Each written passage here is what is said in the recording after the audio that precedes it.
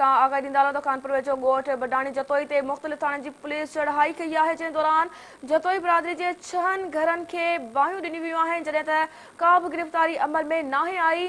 Police जो इहो चवणु आहे त ॿिनि ॼणनि खे क़तल कंदड़ जवाबदारनि जी गिरफ़्तारी लाइ कार्रवाई कई आहे। पुलिस मूजिबि ॾोहारनि जे ताक़नि खे बाहियूं ॾिनियूं वियूं आहिनि।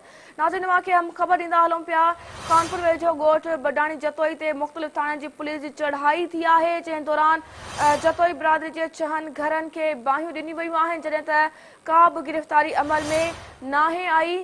पुलिस जो चवणु आहे त ॿिनि ॼणनि खे क़तल कंदड़ जवाबदारनि जी गिरफ़्तारी लाइ कार्रवाई कई आहे। पुलिस मूजिबि ॾोहारनि जे ताक़नि खे बाहियूं ॾिनियूं वियूं आहिनि। नाज़रीन, हिकु भेरो ॿीहर तव्हांखे अहम ख़बर खां आगाही ॾींदा हलूं पिया, कानपुर वेझो ॻोठ बडाणी जतोई ते मुख़्तलिफ़ थाणनि जी पुलिस जी चढ़ाई थी आहे, जंहिं दौरान जतोई बिरादरी जे 6 घरनि खे बाहियूं ॾिनियूं वियूं आहिनि, जॾहिं त का बि गिरफ़्तारी अमल में नाहे आई। पुलिस जो चवणु आहे त ॿिनि ॼणनि खे क़तल कंदड़ जवाबदारनि जी गिरफ़्तारी लाइ कार्रवाई कई आहे।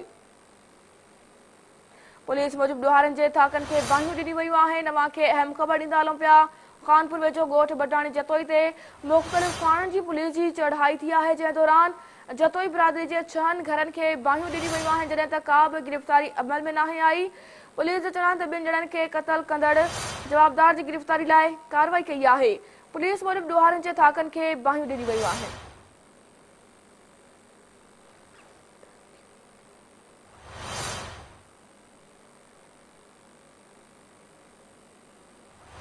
तव्हांखे अहम ख़बर खां आगाही ॾींदा हलूं पिया, कानपुर वेझो ॻोठ बडाणी जतोई ते मुख़्तलिफ़ थाणनि जी पुलिस चढ़ाई कई आहे, जंहिं दौरान जतोई बिरादरी जे 6 घरनि खे बाहियूं ॾिनियूं वियूं आहिनि, जॾहिं त का बि गिरफ़्तारी अमल में नाहे आई।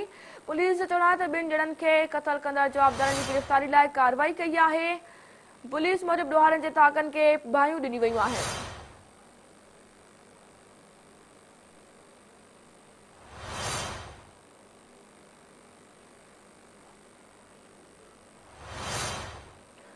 नाज़रीन, तव्हांखे अहम ख़बर खां आगाही ॾींदा हलूं पिया त कानपुर वेझो ॻोठ बडाणी जतोई ते मुख़्तलिफ़ थाणनि जी पुलिस चढ़ाई कई आहे, जंहिं दौरान जतोई बिरादरी जे 6 घरनि खे बाहियूं ॾिनियूं वियूं आहिनि, जॾहिं त का बि गिरफ़्तारी अमल में नाहे आई।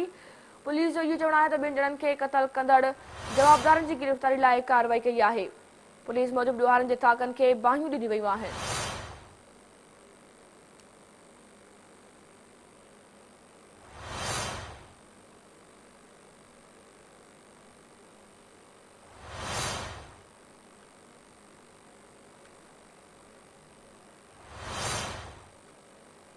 नाज़रीन, तव्हांखे ॿुधाईंदा हलूं पिया, जतोई बिरादरी जे 6 घरनि खे बाहियूं ॾिनियूं वियूं आहिनि पुलिस पारां, जॾहिं त का बि गिरफ़्तारी अमल में नाहे आई। पुलिस जो चवणु आहे त ॿिनि ॼणनि खे क़तल कंदड़ जवाबदारनि जी गिरफ़्तारी लाइ कार्रवाई कई आहे। पुलिस मूजिबि ॾोहारनि जे ताक़नि खे बाहियूं ॾिनियूं वियूं आहिनि। नाज़रीन, हवाले सां वधीक तफ़सील मालूम करण लाइ असां राब्तो कयो आहे सिंध न्यूज़ जे रिपोर्टर रहीम लारिक सां। जी रहीम, अपडेट कजो इन हवाले सां, जेकी पुलिस चढ़ाई कई आहे, छा तफ़सील आहे इन हवाले सां?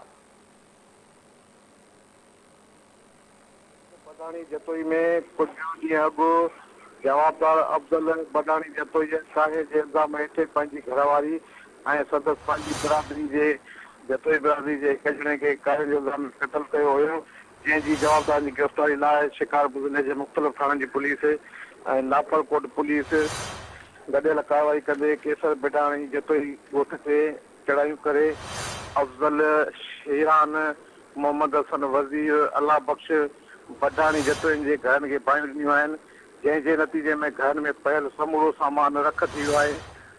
ऐं लॻल बाहि जे मुतासिम जो चवणु आहे त पुलिस बेगुणा असांजे घरनि में कार्रवाइयूं करे घरनि में पयल समूरो सामान सरी रख थी वियो आहे। ऐं इहो बि ॿुधाईंदो हलां त नापरकोट पुलिस जो चवणु आहे त कुझु ॾींहं अॻु जवाबदार अफ़ज़ल बडाणी जतोई जे कारे जे इल्ज़ाम हेठि पंहिंजी ज़ाल ऐं पंहिंजे बिरादरी जे ॻोठाणे खे क़तल कयो हुयो, जंहिंजी जवाबदारी गिरफ़्तारी लाइ कार्रवाई कई आहे। कुझु ॾोहारनि जे ठिकाने जे पहिरों बाहियूं ॾिनियूं आहिनि। जी ठीकु आहे, वरी महिरबानी रहीम तफ़सील खां आगाही ॾियण जे लाइ।